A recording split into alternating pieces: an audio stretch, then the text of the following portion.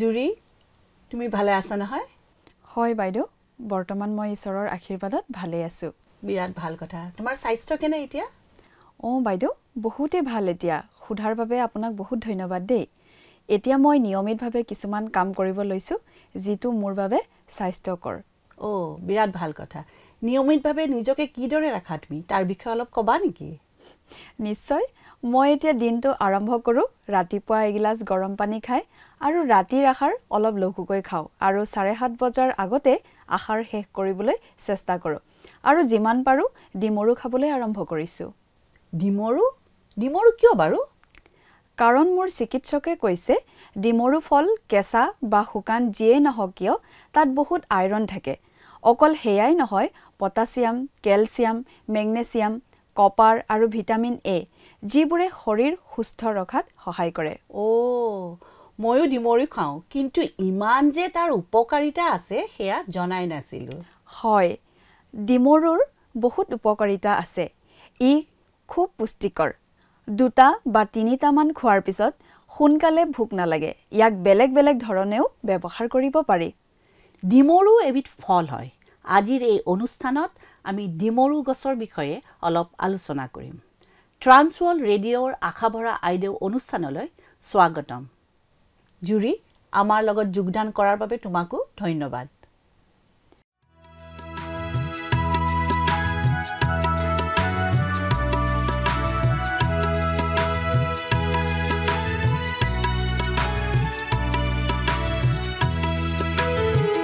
যদি লাগে জীবন পরিপূর্ণতা যদি লাগে জীবন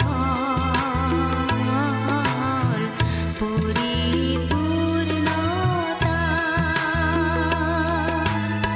প্রভু যিশুর কাকলে আহা প্রভু যিশুর কাকলে আহা প্রভু যিশুর কাকলে আহা প্রভু যিশুর কাকলে আহা কেবল তেওতে ভরসা করি তুমি ঈশ্বর সন্তান হবা কেবল তেওতে ভরসা করি তুমি ঈশ্বর সন্তান হবা যদি লাগে জীবন পরিপূর্ণতা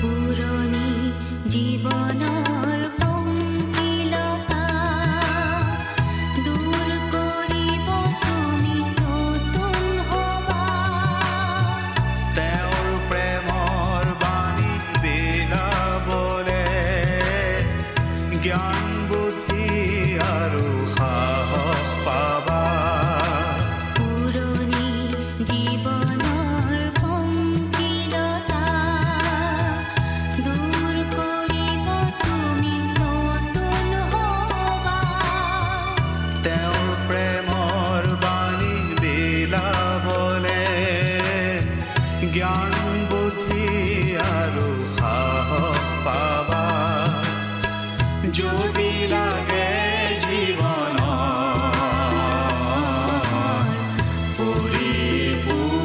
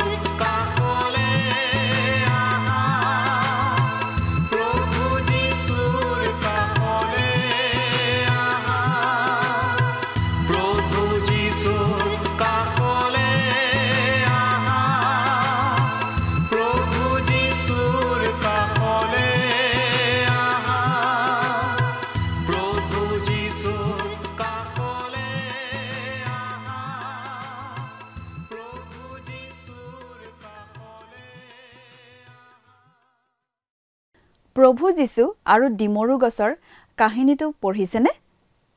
আহক আমি মাৰ্কে লিখা শুভবাৰ্তা 11 অধ্যায় 12 পৰা 14 পদকেইটা চাওঁ। 5 দিনা তেওঁলোক বৈঠনিয়াৰ পৰা ওলাই আহিলত তেওঁৰ ভোক লাগিল। তেতিয়া তেওঁ দূৰৈৰ পৰা পাতে সৈতে এজোপা ডিমৰু গছ দেখি তাত কিজানি কিবা পাব বুলি আশা কৰি তালৈ গ'ল। কিন্তু ওচৰ পালত পাতৰ বাহিৰে একো নাপালে, কিয়নো তেতিয়া ডিমৰুৰ বতৰ নাছিল। তাতে তেওঁ মাত লগাই তাক ক'লে, এতিয়াৰ পৰা কোনেও আৰু কেতিয়াও তোৰ পৰা ফল নাখাওক। সেই কথা তেওঁৰ শিষ্যবিলাকে শুনিলে। সাধাৰণতে আমি ফলৰ গছ লগাওঁ ফল পাবৰ বাবে, নহয় জানো? সেইকাৰণে ডিমৰুৰ সেই গছডালৰ পৰা ডিমৰু পাব বুলি আশা কৰা স্বাভাৱিক। ঠিকেই কৈছে, কিন্তু আমৰ গছডালত যদি আম নালাগেই তেনেহ'লে কি লাভ? তাক কাটি পেলোৱাই ভাল, নহয় জানো? প্ৰভু যীশুৱে ডিমৰু গছডালক কি কৰিছিল? মথিয়ে লিখা শুভবাৰ্তা 21 অধ্যায়ৰ 18 আৰু 19 পদত আমি পাওঁ, পাছে ৰাতিপুৱা নগৰলৈ ঘূৰি আহোঁতে তেওঁৰ ভোক লাগিল। এনেতে বাটৰ কাষত এজোপা ডিমৰু গছ দেখি ওচৰলৈ গৈ পাতৰ বাহিৰে একো নাপাই তাক ক'লে, এতিয়াৰ পৰা তোত আৰু কেতিয়াও ফল উৎপন্ন নহওক। প্ৰভু যীশুৱে গছডালক চাই হতাশ হ'ল। গছত কেৱল পাতৰ বাহিৰে একো নাই, ফল এটাও নাই, সকলো প্ৰত্যাশা, কোনো সন্তুষ্টি নাই। আচৰিত কথাটো হ'ল এইটোৱেই যে প্ৰভু যীশুৱে গছডালক হাও দিয়াৰ পিছতে গছডাল শুকাই গ'ল। সাধাৰণতে প্ৰভু যীশুক আমি সহানুভূতিশীল, ক্ষমাশীল আৰু গ্ৰহণযোগ্য বুলি জানো, কিন্তু ইয়াত তেওঁ ইমান বেলেগ ধৰণে সঁহাৰি দিছে। আমাৰ দৰে আনকি পিতৰেও ডিমৰু গছডালৰ বিষয়ে আচৰিত হৈছিল, আৰু যীশুৱে সেই সুযোগতে দুটা বিষয়ত শিক্ষা দিছিল। প্ৰথম শিক্ষাটো হৈছে বিফলতাৰ বিষয়ে। ফলহীন গছডালে সতৰ্কবাণীৰ দৰে কাম কৰে যে আমি ফল নধৰাকৈ আমাৰ অন্তৰত কিন্তু ঈশ্বৰ আছে বুলি ভাও ধৰিব নোৱাৰোঁ। দ্বিতীয়টো হৈছে বিশ্বাসৰ বিষয়ে। ঈশ্বৰৰ ওপৰত বিশ্বাস ৰাখক। তেওঁক সেৱা কৰিবলৈ আমাৰ যি জীৱন আৰু শক্তিৰ প্ৰয়োজন, তাৰ বাবে তেওঁৰ ওপৰত বিশ্বাস ৰাখিব লাগিব। যেতিয়া আমি প্ৰাৰ্থনাৰ জৰিয়তে প্ৰভু যীশুত লাগি থাকিম, তেতিয়া আমাৰ বিশ্বাসে ফল দিব। খ্ৰীষ্টৰ ওপৰত থকা আমাৰ দৃঢ় বিশ্বাসে আন লোককো বিশ্বাস কৰিবলৈ সহায় কৰিব। আকৰ্ষণীয়ভাৱে জিৰিমিয়া 8 অধ্যায় 13 পদ আৰু হোছেয়া 9 অধ্যায় 10 পদত ইছৰাইল দেশক ডিমৰু গছৰ লগত তুলনা কৰিছে। ডিমৰু গছডালক হাও দি প্ৰভু যীশুৱে ইয়াকে ক'ব বিচাৰিছিল যে ইছৰাইলীয়াসকলৰ ধৰ্ম বুলিবলৈ আছিল, কিন্তু তেওঁলোক ঈশ্বৰৰ আগত আত্মিকভাৱে খালী হৈ পৰিছিল। তেওঁলোকে সঠিক কথা ক'বলৈ জানিছিল, কিন্তু তেওঁলোকৰ হৃদয় ঈশ্বৰৰ পৰা বহুত দূৰৈত আছিল। ডিমৰু গছডালত পাত আছিল, তাৰ মানে নিশ্চয় শীতকাল নাছিল। যেতিয়া প্ৰভু যীশু ডিমৰু বিচাৰি আহিছিল, তেতিয়া গছডালত এটাও ডিমৰু নাছিল, এডাল ফল নোহোৱা গছ। এইটো আমাৰ বাবেও এক সকিয়নি যে এদিন প্ৰভু যীশু আমাৰ ওচৰলৈও আত্মাৰ ফল বিচাৰি আহিব। আত্মাৰ ফল কি? গালাতিয়া 5 অধ্যায় 22 পদত আমি আত্মাৰ ফলসমূহ পাওঁ। প্ৰেম, আনন্দ, শান্তি, চিৰসহিষ্ণুতা, মৰম, মংগলভাৱ, বিশ্বাস, মৃদুভাৱ, ইন্দ্ৰিয় দমন, এই সকলো আত্মাৰ ফল। জুৰি, এই ডিমৰু গছডালৰ পৰা আমি শিকিবলৈ নিশ্চয় আৰু অনেক আছে। হয় বাইদেউ, প্ৰথমটো হ'ল মিছাৰূপ। প্ৰভু যীশুৱে ডিমৰু গছডালক হাও দিছিল, কিয়নো গছডাল ফলপ্ৰসূৰ দেখা গৈছিল যদিও তাত এটাও ফল নাছিল। কিজানিবা ডিমৰুৰ বতৰ নাছিল, তাক আমি নিশ্চয়কৈ ক'ব নোৱাৰোঁ, কিন্তু গছজোপা বহু ফল দিব নিচিনা লাগিছিল যদিও গোটেই গছডাল কেৱল পাতেৰেহে পৰিপূৰ্ণ আছিল। চাব গ'লে মূলতঃ এই সকলোবোৰ ভাওজোৰা দৰেই আছিল। প্ৰভু যীশুৱে ফৰিচীবিলাকক কোৱা বগাকৈ লিপা মৈদামৰ নিচিনা এই কথাষাৰ মনত পেলাই দিয়ে।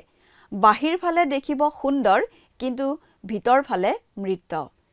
ঠিকেই।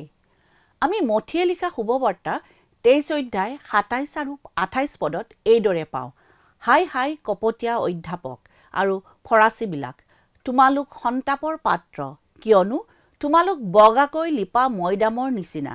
সেইবোৰৰ বাহিৰ ফালে দেখিবলৈ সুন্দৰ, কিন্তু ভিতৰ ফালে মৰা মানুহৰ হাড় আৰু সকলো প্ৰকাৰ মলিৰে পৰিপূৰ্ণ।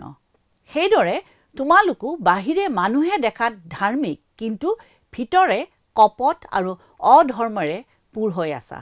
প্ৰভু যীশুৱে এই পদকেইফাঁকিত উল্লেখ কৰাৰ দৰে ডিমৰু গছজোপা বাহিৰৰ পৰা দেখিবলৈ ধুনীয়া আছিল, যেন ডিমৰুৰ ফলেৰে ভৰা, কিন্তু দৰাচলতে তাত ডিমৰু ফল নাছিল। ঈশ্বৰৰ সন্তান হিচাপে আমি এই জগতত ফলপ্ৰসূ জীৱন যাপনত আত্মাৰ ফল দিয়াৰ ক্ষেত্ৰত সাৱধান হ'ব লাগিব। কিন্তু সঁচা কথাত ক'বলৈ গ'লে আমি জগততকৈ পৃথক নহয়। আমি নিজকে প্ৰশ্ন কৰা উচিত যে সঁচাকৈয়ে গালাতিয়া 5:22 আৰু 23 পদত আত্মাৰ ফল উল্লেখ কৰাৰ দৰে আমি চলিছোনে? আমি সঁচাই ফলপ্ৰসূ জীৱন যাপন কৰিছোঁ নে ভণ্ডামী আৰু ভাও জুৰিছোঁ?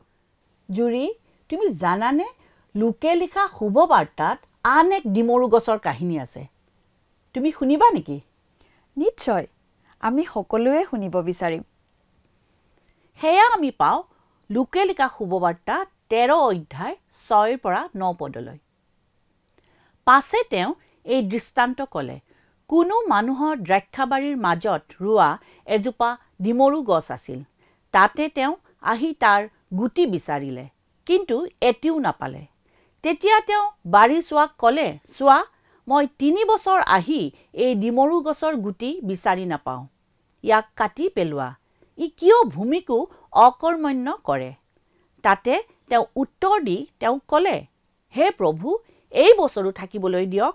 ইয়াৰ চাৰিওফালে খানি সাৰ দিওঁ। পাছে যদি গুটি ধৰে তেন্তে ভালেই, নহ'লে ইয়াক কটাই পেলোৱাব।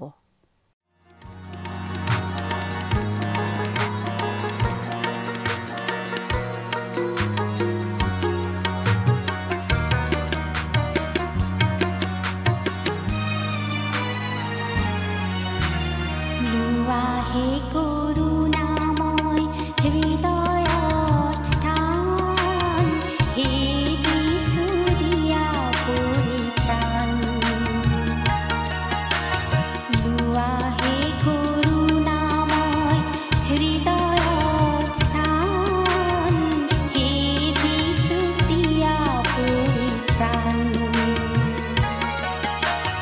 লোৱা হে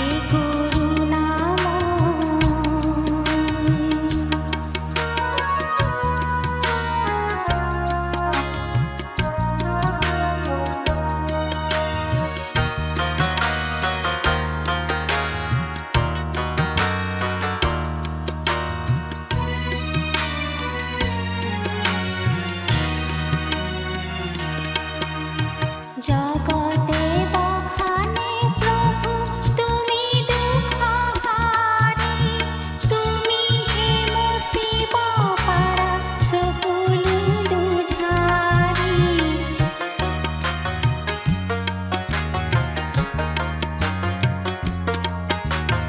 জগতে বখানে প্ৰভু তুমি দুখহাৰী, তুমি হে মুচিব পাৰা সকলো দুধাৰী। তোমাৰ প্ৰেমত প্ৰভু ধৰণী মহান, হে যিশু দিয়া পৰিত্ৰাণ। লোৱা হে কৰুণাময়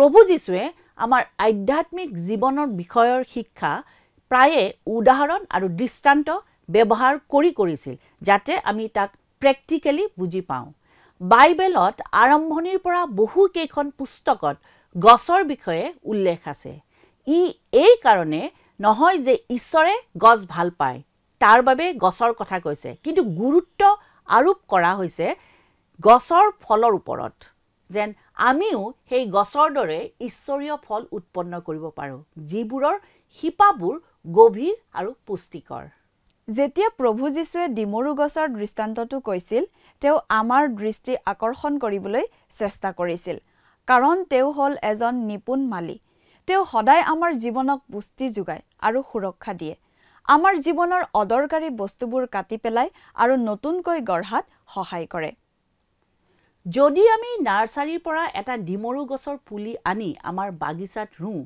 তেতিয়া মালিজনে গছ পুলিটো ৰুৱাৰ লগে লগে গছৰ আগটো অলপ কাটি দিব কয় প্ৰথমে 50% মানহে কাটিব লাগে আৰু এই পদ্ধতিটোৱে গছডালৰ শিপাবোৰক শক্তিশালী কৰি তোলে আৰু পৰিষ্কাৰ কৰা কিয় দৰকাৰী যেতিয়া গছজোপাৰ অদৰকাৰী ডাল যেনে ফল নধৰা বা পচি যোৱা ডালবোৰ কাটি দিয়া হয় তেতিয়া গছজোপাই তাৰ উৎপাদিত আহাৰবোৰ বা পুষ্টিবোৰ ফলপ্ৰসূ ডাল বা নতুন ডাল বা পাতবোৰক বাঢ়ি অহাত ব্যৱহাৰ কৰিব পাৰে প্ৰভু যীশুক এজন মালি হিচাপে কল্পনা কৰকচোন আমি নিজকে তেওঁৰ সন্মুখত ৰখাৰ লগে লগে তেওঁ আমাৰ ওপৰত কাম কৰিবলৈ প্ৰস্তুত প্ৰভু যীশুৱে যোহনে লিখা শুভবাৰ্তাৰ 15 অধ্যায়ৰ 4 পদত কৈছে তোমালোকে মুঠ থাকা ময়ো তোমালোকত থাকিম দ্ৰাক্ষালতাত লাগি নাথাকিলে ডালে যেনেকৈ আপোনা আপুনি গুটি ধৰিব নোৱাৰে তেনেকৈ মুঠ নাথাকিলে তোমালোকেও নোৱাৰা তেওঁ যি দ্ৰাক্ষালতা সৃষ্টি কৰিছিল হেয়া তেওঁৰ মাধ্যমেৰে শিপা ধৰি ৰখা আৰু ফল উৎপন্ন কৰাৰ উদ্দেশ্য আছিল যোহনে লিখা শুভবাৰ্তাৰ 15 অধ্যায় 8 পদত তেওঁ আমাক সোঁৱৰাই দিছে ইয়াতে তোমালোকত অধিক ফল ধৰিবলৈ মোৰ পিতৃ মহিমান্বিত হয় আৰু ইয়াৰে তোমালোক মোৰ শিষ্য হৈ যাবা যেতিয়া তেওঁ আমাৰ প্ৰত্যেকৰ জীৱনত সৎ কাম দেখে তেতিয়া তেওঁৰ চকু উজ্বলি উঠে কিয়নো আমাৰ জীৱনৰ ফলত তেওঁ গৰ্ব কৰে যদিও বা আমি সেইটো বুজি নাপাওঁ আমি ঈশ্বৰৰ বাবে জীৱন নিৰ্বাহ কৰাটো প্ৰভু যীশুৱে বিচাৰে ঈশ্বৰে আমাৰ পৰা বিচাৰে যে আমি যিহকে কৰোঁ ঈশ্বৰৰ উপস্থিতিত আৰু তেওঁৰ বাক্যত গভীৰভাৱে নিহিত হৈ থাকোঁ আমাৰ ডালবোৰৰ যেনেকৈ তেওঁ যত্ন লয় ঠিক তেনেদৰে তাৰ পৰা ফল পোৱাটো তেওঁ আমাৰ পৰা আশা কৰে তেওঁ আমাৰ প্ৰত্যেককে আমাৰ হৃদয় আমাৰ বাক্য আৰু আমি কৰা সকলোবোৰ সৈতে ঈশ্বৰৰ পৰিয়ালত যোগ দিয়াটো বিচাৰে এডাল কলম কৰা গছ ঘন আৰু প্ৰাণবন্ত হৈ উঠে এটা আশ্চৰ্যকৰ কথা যে পৰিষ্কাৰ কৰাৰ পিছত গছে বেছি ফল দিয়ে যিয়েই গছ নহওক কিয় গুটি নধৰা ডালবোৰ কাটি দিলে সঁচাকৈয়ে গছৰ গুটি ধৰা ডালবোৰত অধিক গুটি উৎপন্ন হয় এগৰাকী খ্ৰীষ্টীয় বিশ্বাসী হিচাপে আমি সিদ্ধান্ত ল'ব লাগিব যে আমি নিজৰ কাৰণে জীয়াই থাকিম নে খ্ৰীষ্টৰ দ্ৰাক্ষালতাত বাস কৰিম ডিমৰু ফল অকল আপোনাক আৰু মোক নহয় প্ৰভু যীশুক প্ৰতিনিধিত্ব কৰা সকলো বিশ্বাসীকে কোৱা হৈছে দ্ৰাক্ষাবাৰীৰ গৰাকী হ'ল স্বয়ং ঈশ্বৰ তেওঁৱে ফল নধৰা গছক উঘালিবলৈ তেওঁৰ সম্পূৰ্ণ ক্ষমতা আছে কাহিনীটো উন্মোচিত হোৱাৰ লগে লগে আমি দেখিবলৈ পাওঁ যে ঈশ্বৰ হতাশ হৈছে কিয়নো 3 বছৰ ধৰি যত্ন লোৱাৰ পিছতো গছজোপাত ফলৰ অভাৱ আছিল আমি সকলোৱে একোডাল ফলৰ গছ যাক বছৰি বছৰি ফল দিবলৈ বহু সময় বিনিয়োগ আৰু সঠিক সঞ্চালনৰ দৰকাৰ জীৱনৰ ধুমুহাৰ মাজেৰেও থিয় দি থকা ডিমৰু গছত পকা সুমধুৰ ফল দেখাটো এক পুৰস্কাৰ পৰিস্থিতিৰ ওপৰত আমাৰ কোনো নিয়ন্ত্ৰণ নাই কিন্তু আমি কিদৰে প্ৰতিক্ৰিয়া জনাম তাৰ ওপৰত আমাৰ নিয়ন্ত্ৰণ আছে আমি ঈশ্বৰক দুখ দিম নে আমি ঈশ্বৰৰ লগত সম্বন্ধৰ শিপাবোৰ আৰু গভীৰতালৈ যাম এই দৃষ্টান্তটোত প্ৰভু যীশুৱে জানে যে আমি মনুষ্য আমি দুৰ্বল আমাৰ দুৰ্বলতা আৰু প্ৰলোভন আছে কিন্তু আমাৰ জীৱনৰ পথত যি আহে তাক পৰিচালনা কৰাৰ বাবে শক্তি আৰু জ্ঞানৰ বাবে প্ৰভু যীশুৰ ওপৰত ভৰসা কৰাৰ সিদ্ধান্ত আমাৰ ওপৰত। আমি গীতমালা 1 নম্বৰৰ 1 পৰা 3 পদত কি কৈছে চাওঁ হওক। যি মানুহে দুষ্টবোৰৰ আলোচত নচলে, পাপীবোৰৰ পথত থিয় নহয় আৰু নিন্দকবোৰৰ আসনত নবহে, কিন্তু জিহুৱাৰ ব্যৱস্থাত সন্তুষ্ট হয় আৰু দিনে ৰাতিয়ে তেওঁৰ ব্যৱস্থা ধ্যান কৰে, সেই মানুহেই ধন্য। সেই মানুহ বতৰত ফল দিয়া, পাত জয় নপৰা, বুৱতী পানীৰ দাঁতিত ৰোৱা গছৰ নিচিনা। সেই মানুহে কৰা সকলো কৰ্ম সামফল হয়। আমাৰ জীৱন ফলৱান কৰাৰ মূল চাবিকাঠি হ'ল ঈশ্বৰৰ বাক্যত আনন্দিত হোৱা। আমি হয়তো ভাবিব পাৰোঁ যে দিনে ৰাতিয়ে ঈশ্বৰৰ বাক্য ধ্যান কৰাৰ কাৰ ইমান সময় আছে।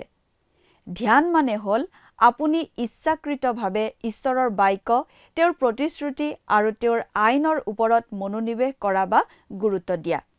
গীতমালাৰ আৰম্ভণিতে কয় যে যিজনে জিহুৱাৰ ব্যৱস্থাত সন্তুষ্ট হয় তেওঁ প্ৰত্যেক ঋতুত ফল দিয়ে। ইয়াৰ মানে হ'ল যদিও ঋতুৰ পৰিৱৰ্তন হয়, আমাৰ মাজত থকা ঈশ্বৰৰ যি আত্মাৰ ফল সেয়া সলনি নহয়। খন্তেক সময় ৰৈ ঈশ্বৰক সোধকচোন, আপুনি বৰ্তমানৰ যি পৰিস্থিতিত আছে আপুনি কি ধৰণৰ ফল দিব লাগে। হ'ব পাৰে ধৈৰ্য, দয়া, মংগলভাৱ, কি জানিবা আত্মনিয়ন্ত্ৰণ। ঈশ্বৰৰ পৰা আমি যিয়েই শুনো আমি সেইটোৱেই কৰা উচিত। যোহন 15 অধ্যায় 1 পৰা 11 পদত উল্লেখ কৰিছে, ময়েই প্ৰকৃত দ্ৰাক্ষালতা, মোৰ পিতৃ খেতিয়ক। মোৰ যি যি ডালত গুটি নধৰে তেওঁ সেইবোৰ গুচাই পেলায়, আৰু যি যি ডালত গুটি ধৰে সেইবোৰত আৰু অধিক গুটি ধৰিবলৈ পৰিষ্কাৰ কৰি দিয়ে। মই তোমালোকক কোৱা বাক্যৰ গুণে তোমালোক এতিয়া পৰিষ্কৃত হৈছা। তোমালোক মুঠ থাকা, ময়ো তোমালোকত থাকিম। দ্ৰাক্ষালতাত লাগি নাথাকিলে ডালে যেনেকৈ আপোনা আপুনি গুটি ধৰিব নোৱাৰে, তেনেকৈ মুঠ নাথাকিলে তোমালোকেও নোৱাৰা। মই এই দ্ৰাক্ষালতা, তোমালোক ডাল। যিজন মুঠ থাকে আৰু ময়ো যিজনত থাকোঁ সেইজন বহু ফলৱান হয়, কিয়নো মোৰ বাহিৰে তোমালোকে একো কৰিব নোৱাৰা। কোনোৱে যদি মুঠ নাথাকে তেন্তে তাক ডালৰ দৰে বাহিৰলৈ পেলোৱাত সি শুকাই যায় আৰু সেইবোৰ গোটাই জুইত পেলাই দিয়া হয়, তাতে পুৰা যায়। তোমালোক যদি মুঠ থাকা আৰু মোৰ কথাও যদি তোমালোকত থাকে, তেন্তে যিহকে ইচ্ছা কৰা তাকেই খোজা, তাকে তোমালোকলৈ কৰা হ'ব। ইয়াতে তোমালোকত অধিক ফল ধৰিবলৈ মোৰ পিতৃ মহিমান্বিত হয়, আৰু ইয়াৰে তোমালোক মোৰ শিষ্য হৈ হৈ যাবা। পিতৃয়ে যেনেকৈ মোক প্ৰেম কৰিলে ময়ো তোমালোকক তেনেকৈ প্ৰেম কৰিলোঁ। তোমালোক মোৰ প্ৰেমতে থাকা। যদি মোৰ আজ্ঞা পালন কৰা তেন্তে মই যেনেকৈ পিতৃৰ আজ্ঞা পালন কৰি তেওঁৰ প্ৰেমত থাকোঁ, তোমালোকো তেনেকৈ মোৰ প্ৰেমত থাকিবা। মোৰ আনন্দ তোমালোকত যেন থাকে আৰু তোমালোকৰ আনন্দ যেন সম্পূৰ্ণ হয়, এই নিমিত্তে তোমালোকক এইবোৰ কথা ক'লোঁ। আজিৰ অনুষ্ঠানত ভাগ লোৱাৰ বাবে আপোনালোকক ধন্যবাদ। মনত ৰাখিব, ফলৱান জীৱন যাপনৰ গোপন কথাটো হ'ল প্ৰভু যীশুত লাগি থাকক, আৰু তাতে তেওঁ আমাত আৰু আমাৰ যোগেদি ফল উৎপন্ন কৰিব। আজিৰ অনুষ্ঠান আমি ইমানতে সামৰণি মাৰিলোঁ। অহা সপ্তাহত আকৌ লগ পাম। নমস্কাৰ।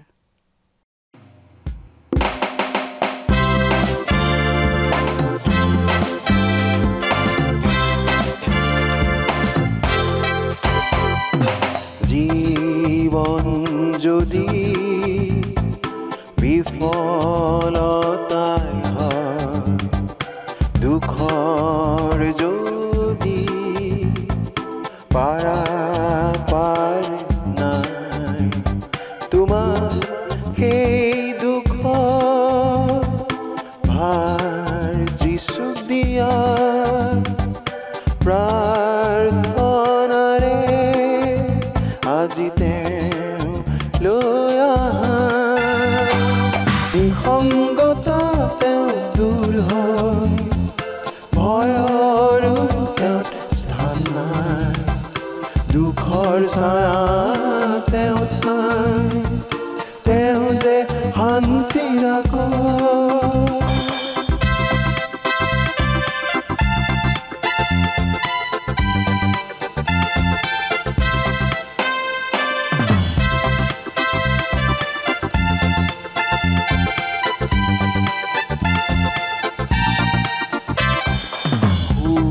যদি তোমাৰ জীৱনত আছে আশীৰ্বাদ যদি বৰষিছে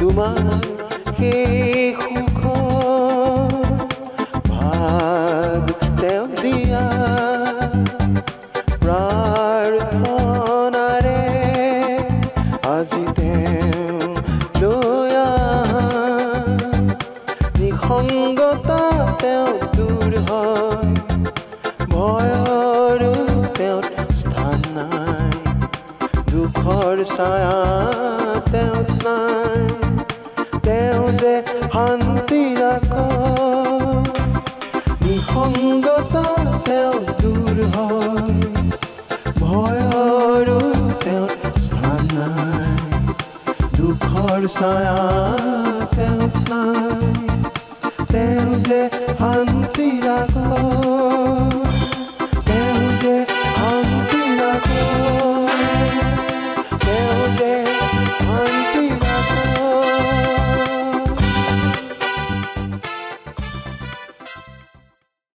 প্ৰিয় দৰ্শকবৃন্দ, যদি আপোনালোকে এই অনুষ্ঠানটো ভাল পায় তেন্তে অনুগ্ৰহ কৰি আমাক 0444908151 নম্বৰত মিছড কল কৰক।